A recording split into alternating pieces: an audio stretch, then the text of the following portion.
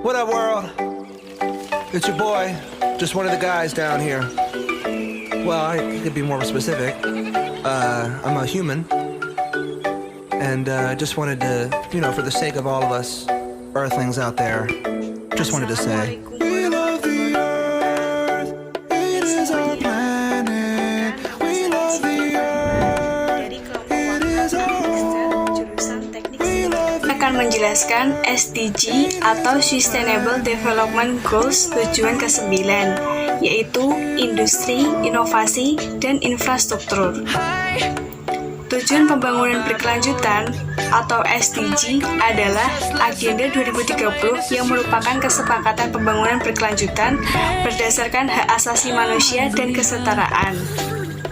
Investasi pada infrastruktur dan inovasi adalah satu dari 17 tujuan global yang tersusun dalam Agenda Pembangunan Berkelanjutan 2030.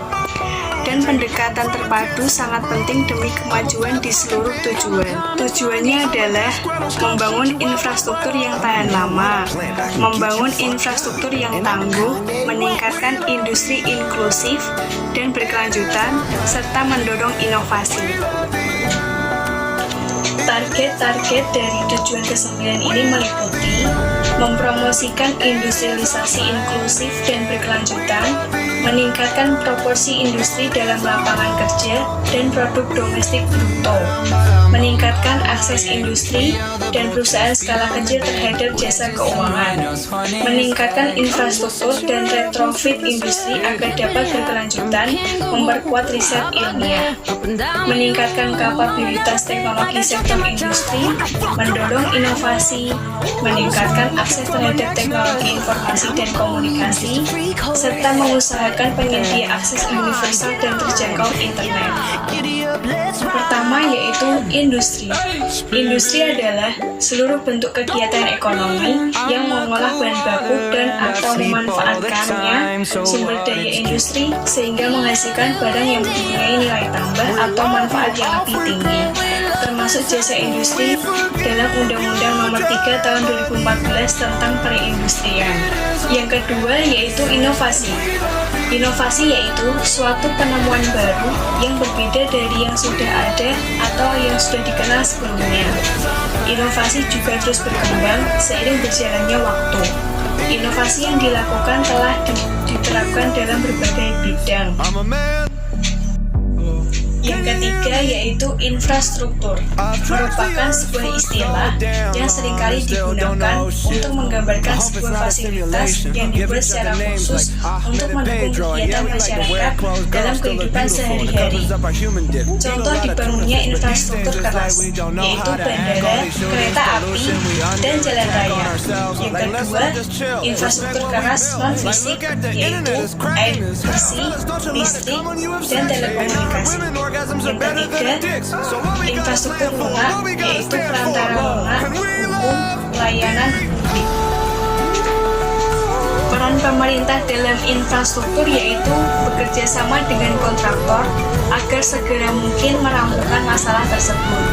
Yang kedua, melakukan pemeriksaan ulang alat-alat berat agar tidak terjadi kerusakan saat pengerjaan. Salah satu contoh solusi yang dapat dilakukan yaitu bergotong royong membangun jembatan sementara agar warga tetap bisa beraktivitas tanpa harus mencari akses jalan yang lebih jauh, demi kelancaran dan efektivitas kegiatan sehari-hari. SDG atau Sustainable Development Goals berprinsip universal, integrasi, dan inklusif. Investasi berkelanjutan dalam infrastruktur dan inovasi adalah penggerak penting pertumbuhan ekonomi dan pembangunan. Saat ini, lebih dari setengah populasi dunia tinggal di perkotaan. Karena itu, transportasi massal dan energi terbarukan menjadi sangat penting. Begitu juga dengan pertumbuhan industri baru serta teknologi dan komunikasi. Kita sebagai mahasiswa seharusnya mendukung pembangunan berkelanjutan agar tercapai target.